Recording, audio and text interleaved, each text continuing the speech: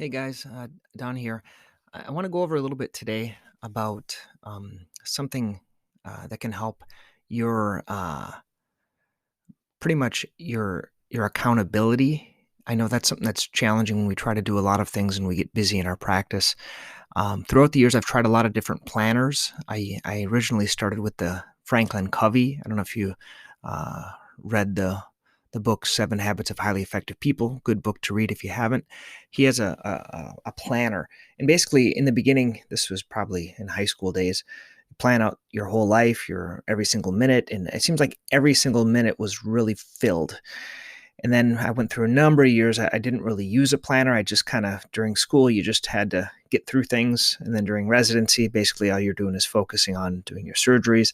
And then once you get into private practice, it's hard to get any traction with just seeing patients to do any other kind of projects or marketing or things like that you're working on.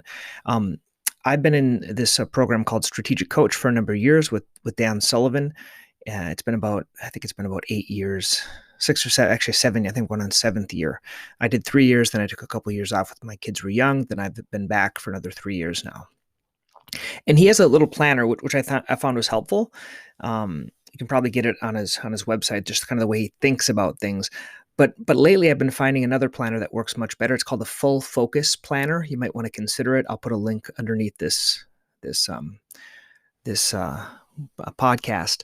What I think the benefit of the Full Focus Planner is, there's a couple of things I think that are real important for us if we're trying to be more effective and accountable specifically. So at the beginning, if there's a place where you can write your goals, and so basically each quarter, because the planner comes out, it's for 3 months, and they'll resend you a new one every 3 months, and you write your goals. So you're rewriting your goals every 3 months. That's one of the really big things, writing them out, and then you can go into detail. And I recommend reading them every morning. So you read your goals, kind of what your goals are for that quarter. And so just if you guys are curious, I'll kind of share what my goals are here. So one goal is consistently reading my Bible, praying, and developing new Bible messages. That's something for me spiritually. I'm involved with my church on the board and things like that. So being active with that's a spiritual thing. And then in terms of professional things, I wanted to provide great value to the profession with this Podiatry Practice Mastery kind of interview series, group sessions, and podcast. Professionally, I'm confident with learning how to do squeeze pages, autoresponders, and online courses. You may not be familiar with those things, but there's a little more like marketing things. I've been trying to learn those for a long time, okay? And I've been always interested in it. I just never really knew how to do it, and I still don't know how to do it. So I'm trying to find people that can help me do that. I did switch to something called Kajabi. That's where this Podiatry Practice Mastery page is. And I'm still kind of learning how to do that. So that's something this year.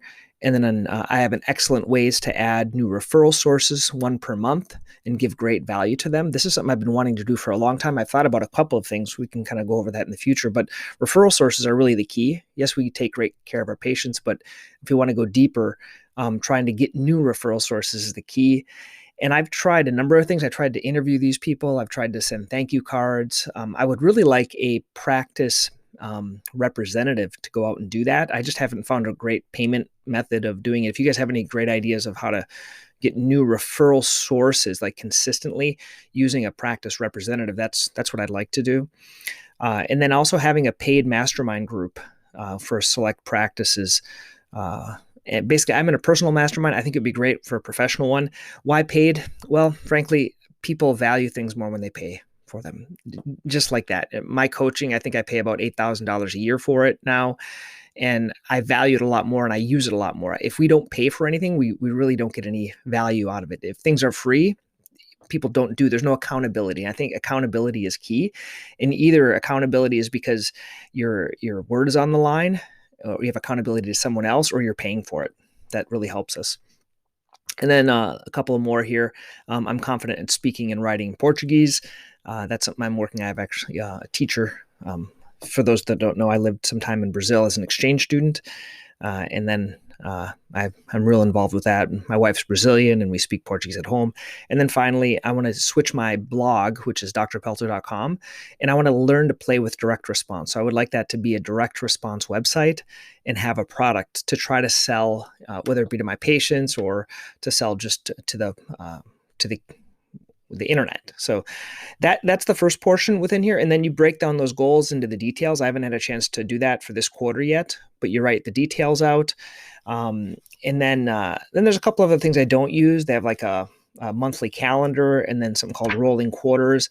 But then other neat thing is they have your daily rituals, which is something kind of neat. I don't know if you guys have rituals, you do rituals. I think rituals are key. Basically, it's just a order of doing things. So my daily ritual in the morning, I'll go over that with you, is I read the Bible, I have a gratitude journal, I read my goals in my planner, and then I plan the day. And I only try to do 3 things every day.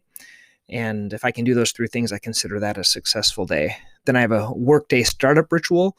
Basically, I listen to a book on the way to work, usually an Audible book, say good morning to everyone, look at my patient list and see what I can expect during the day. And I leave my planner open. And something I'm trying to work on is giving 3 compliments to people during the day, that whole gratitude. And then there's a shutdown ritual, which is mine's pretty quick, just finishing my notes. And then my evening ritual is my gratitude journal. So the gratitude journal, I don't know if you've heard about that, but it's called just the gratitude journal or the 5-minute journal. And that's something else I use in conjunction with this. So that the daily ritual thing is kind of neat. And then it has like an ideal week in there. And that's basically you divide your days. And something we learn in coach, and this gentleman, Mr. Hyatt, who did this, he is actually a strategic coach client. And that's kind of his focus. And we'll get into this a little bit more in the future, but basically you divide your days into free days, focus days, and buffer days. I don't want to teach that, but basically when I'm seeing patients, that's my focus time. When I'm free is on the weekends where I'm not doing anything with business. And then I have some buffer time, which is times where I can work on these projects and different ideas and things like that, where I meet with my mastermind.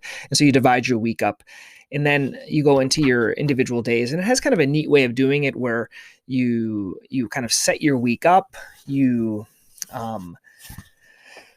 basically you develop what you want to do. You evaluate the last week, what you'd like for the next week, and then you kind of schedule everything out.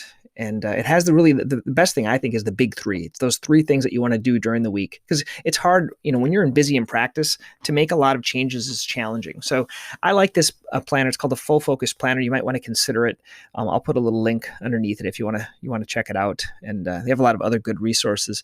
But I think that keeps you accountable to yourself. I think what even would be better is if you took those 3 things you're going to do each week and you emailed them to kind of an accountability buddy, because I think we're more accountable to a total stranger than we are to ourselves. So hope you found this helpful. Okay, have a great day.